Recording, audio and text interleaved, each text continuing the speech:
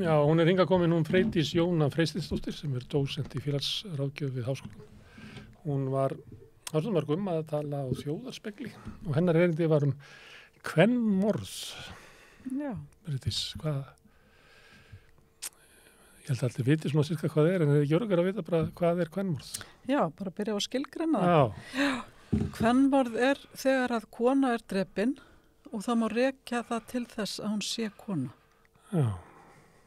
Þannig að það eru svona kannski þess að feðraveldis hugmyndir sem að liggja þar að baki að þetta er svona kannski grófasta myndin af ójafnrétti kynjanna má segja. Já, og oftast gerandinn sambýlismaður gæti verið.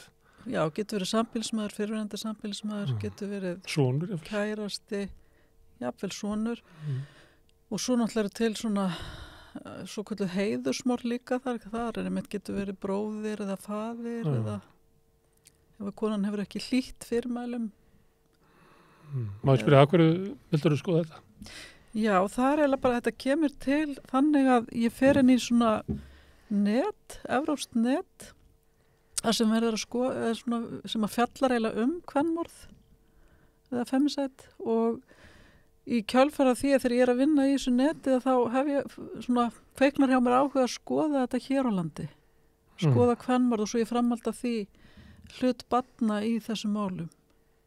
Svo satt hversu algengt þessi mál séu og hversu algengt sé að börn sé á staðnum þegar þessi stað verið vitna á svo einhvern hátt.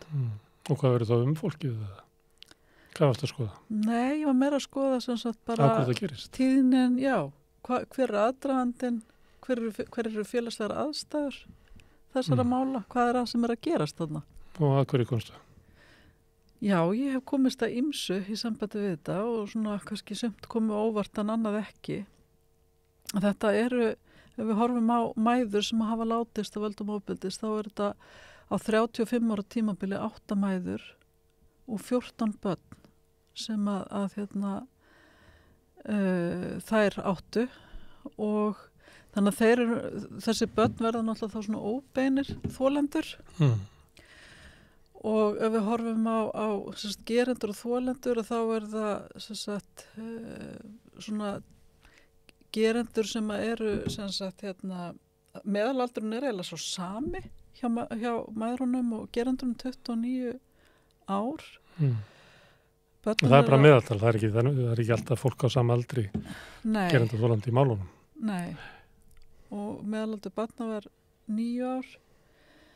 En síðan ef við horfum til dæmis á hlutfall innflytjanda þá eru gerendur, það er bara svona svipað og almennt gerist. Þeir eru ekkert fleiri eða færri en aftur á móti þolendur og þeir eru talsvert svona hærra hlutfall þolenda sem eru innflytjendur eða konur sem eru af erlendi bergi brotnar.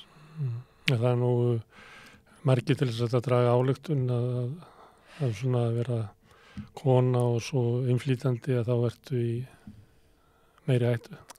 Já, og það er svona kannski hægt að segja það. Þetta er náttúrulega þýðið sem ég er að rannsaka. Ég er ekki að rannsaka úrtak heldur öll mál sem hins vegar þegar maður segir öll mál að þá er maður auðvitað að gefa sér að það séu engin þá önnur mál sem getur auðvitað verið. Það getur auðvitað verið að í einhverjum tilfellum hafi kona verið myrt sem að meiri ekki til þess að hún sé kona en að það hafi verið greint sem slys eða eitthvað annað og þar með þá flokkast það ekki þarna undir en ég sérst innihaldsgreindi dóma og fjölmiðla umfjöllun þessi mál. Og varstu þá að athuga hvort að einhvern tímann var talað ástríðuglæpi og það var réttlæting fyrir kallinn til þess að myrða konu. Já. Sástu það í umfjöllun eða í dómunum að það væri köllunum væri gefið svona prik? Það var nú reyndar í annari rannsókn sem hoppir nú yfir eitthvað annað þar sem að verið að skoða ég og annar aðili eða nemandi minn sem að innihaldsgreindi alvarlega líkamsárásir og þar var vísir að því í einhverjum tilfellum að það væri svona verið að réttlæta Og þá í dómnum sjálfum, þannig að það væri til refsilækkunar. Já, það var vísir að því þar. En það var ekki í þessu. Ég minnist þess ekki að það hafi verið í þessar rannsókn, sko. Og þú skoðaði líka umfjöllun og ekki heldur í fjölmiðlaumfjöllun? Jú, ég skoðaði þess að fjölmiðlaumfjöllun, fréttasíður. En það var ekki í þessi hugmyndum ástríðuglæpi þar heldur? Allavega ekki að væri verið að réttlæta, nei. Ég minnist þess ekki.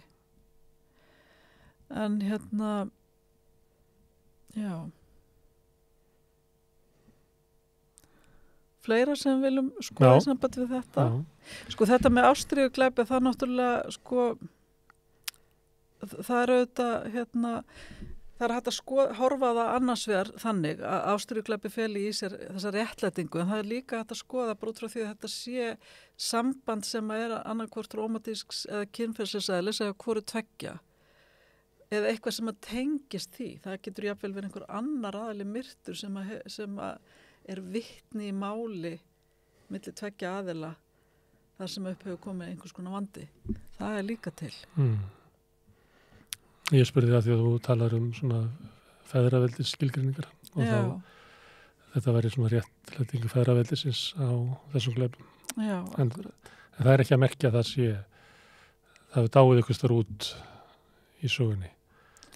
Við skulum vona það, allavega í þessum málum. Þetta er náttúrulega alvarlegast í þungin þegar ofbeldi leiði til dauða. Já.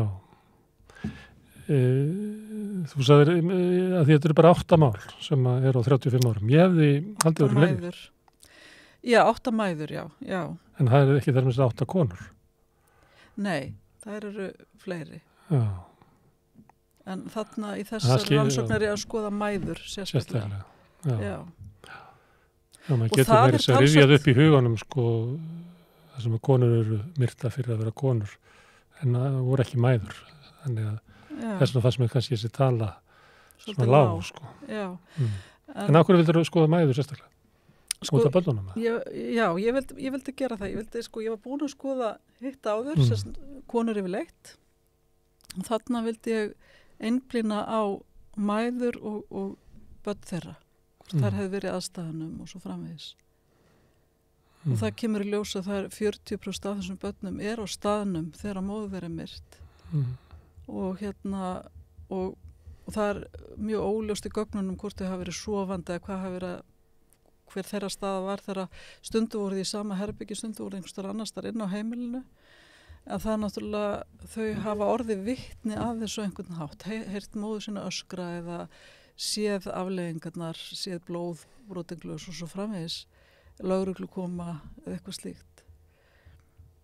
En þau eru ekki aðilar á málinu. Þau eru bara alveg til hliðar í dómum og frásögnum. Já, það er bara sagt svona frá því, þetta komið inn á þetta, hvort það voru börn og svo framvegis.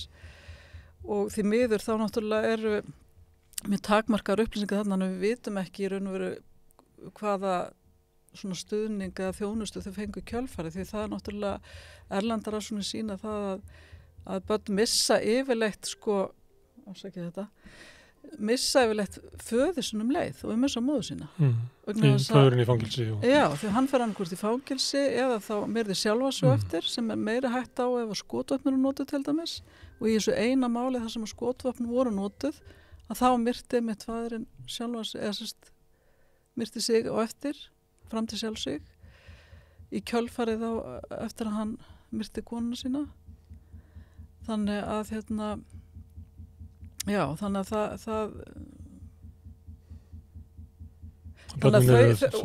ef þeir fær ekki fangilsi eða myrða sig þá náttúrulega er þeir vist að það er inn á stofnun vegna geðrarnar röskunar. En gerandinn ekki alltaf faðir banana? Nei, hann er það ekki alltaf. Og í þessum málum að þá var í 5 tilfellum að þessum 8 þá var staðan þannig að konan hafði verið í sambúð eða var í sambúð með manninum eða hafði verið í sambúð með honum eða var í skilnaðarferli og átti barn eða börn með manninum. En í 3 málum að þá átti hún ekki, þá var náið samband að ræða og konan átti ekki barn með manninum. Þú varst að skoða samanburð hér við önnu lönd? Já, ég skoðaði það svolítið og hvað kom það töluvert minna þetta hér heldur en í Evrópu sem náttúrulega mjög gott, þetta lítið norrænt velferða þjóðfélag, þannig að það kannski þarf svo sem ekki að koma óvart, við erum kannski með sterkara net hér, þannig að þó svo að rannsóknin sýni að það sé álíka algengt að það sé ofbeldi í parsamböndum samkvæmt spurningalæstukönnunum hér, að þá í raun og veru þá sem betur fer mun minna kvenmorð hér heldur en í Evrópu og jafnvel minna heldur en á hinn Norðurlöndunum þó að þessi sterkara velferðarkerfi þar. Og kannst að segja til út okkur það getur verið? Ef það jaft mikið af ofbeldi jaft algengt en af hverju það verður þá ekki svona alvarlegt hér? Já, það spurningum hvort að það þessi óformlegi stuðningur sem meiri hér. Það það sem að mig allavega grunar. Að af því að þetta svona minna samfélag, það kannski svona þéttara net af ættingjum, vinum og öðrum sem að veita stuðning. Það svona geti verið allavega einskil. Hvernig getur sá stuðningur komið í veg fyrir svona? Það náttúrulega skiptir svo gríðarlega miklu máli að þegar að kona beitt ofbeldi að hún geti leitað til einhvers og fengi stuðning, hjálp til þess að komast frá ofbeldismanninum. Að málið þróist ekki svona langt. Já. Ef maður gerir ráð fyrir þetta sé þróun, frekar heldur en kannski hver furðu viðburður. Já, og það náttúrulega... Sem þetta oftast þetta oftast þróun. Sérstaklega þegar sambúð að ræða, sko. Það til dæmis í hinu málinu, þar sem náu samband að ræða, þar hittir konan mannin bara nokkru klukkutíma áður en að hún svo lætur lífið. Þannig að það allt annað dýnamík í gangi þar. Og En í flestum málum þetta Já, allavega í fleiri málum, sérstaklega það sem sambúð og fast samband, að þá ofbeldi búið að vera ítrekkað og kyrkingatök eru til dæmis bara mjög mikið hættumerki. Að það iðulega búið að taka konuna kyrkingataki áður en hún svo kyrt, seinna mér. Þannig að það ætti til dæmis að vera mjög mikið varúðarmerki í þessum málum. Þannig að lestur á svona gögnum gæti hjálpa konum í því að svona átta sig betur á stöðu sinni eða fyrir hættu sinni. Já, svona bara fræðsla það, og ofta tíðum horfast konur ekki í augu við það að það séu beittar ofbeldi. Jafnvel þó að séu beittar líkamlega ofbeldi. Þannig að það að horfast í augu við ofbeldið og átta sig á því að þetta sé ofbeldi, að það skiptir náttúrulega mjög miklu máli. Þú talar óformlegt net, stuðningsnet. Já. Hvað eitthvað sem ætti að vera formlegt sem þú sér? Já, vissulega. Það náttúrulega velferðin í velferðarkerfinu okkar, það að allir þessi félagslegi stuðningur, því það náttúrulega áhættu þættir sem hafa greinst, það til dæmis lágt menntunarstig meðal geranda sem kemur fram í þessar rannsókn, þarna eru 5 af 8 gerendum sem eru með lágt menntunarstig. Og þannig að það skiptir máli og svona allt þetta sem við erum að veita fæðingarorlof og þessi félagslegi stuðningur, að hann skiptir máli, hann dregur úr, þetta eru verndandi þættir sem að draga úr áhættuþáttum, svo til dæmis áfengisneysla áhættuþáttur, þannig að það skiptir líka máli og 2/3 af þessum gerendum voru undir áhrifum, þannig að þetta skiptir máli. En almennur stuðningur í velferðarkerfi, stuðningur við fólk sem stendur illa fjárhagslega eða öðru slíku, að það fyrirbyggir ofbeldi. Já. Því meira sem að baslið og erfiðleikanir, að því líklega að það grassi ofbeldi og sé viðurkennt og þolað. Það bara mjög mikið rannsóknum sem sýnir það. Verður Friðdís, takk fyrir að koma hingað og tala áhugavert en ekkert svo skemmtilegt mál. Já, það vissulega hægt að segja það. Það sko ekkert skemmtilegt við þetta, en þetta gríðarlega mikilvægt og við viljum auðvitað reyna að gera það sem við getum til þess að draga úr ofbeldi og sérlega ofbeldi sem leiðir til dauða. Það erfitt að lesa það gegnum dómana? Þetta er leiðileg ferð sem að fórst. Vissulega er þetta erfitt að lesa í gegnum svona alvarlegt ofbeldi og svona liggur við að maður þurfa áfallahjálp á eftir. Þá getur rétt ímyndað hvernig fólki líður sem er í þessum aðstæðum, börnunum og allir þessir aðstandendur, foreldra, kvennanna, systkini og svo framvegis. Þannig að þetta er sorg fyrir mjög marga sem að koma að þessum málum. Friðdís, þakka kærlega fyrir og núna ætlum við að vinda kvæða okkar svolítið í kross, við ætlum að fara til Rússlands á þar síðustu öld og fjalla fángann.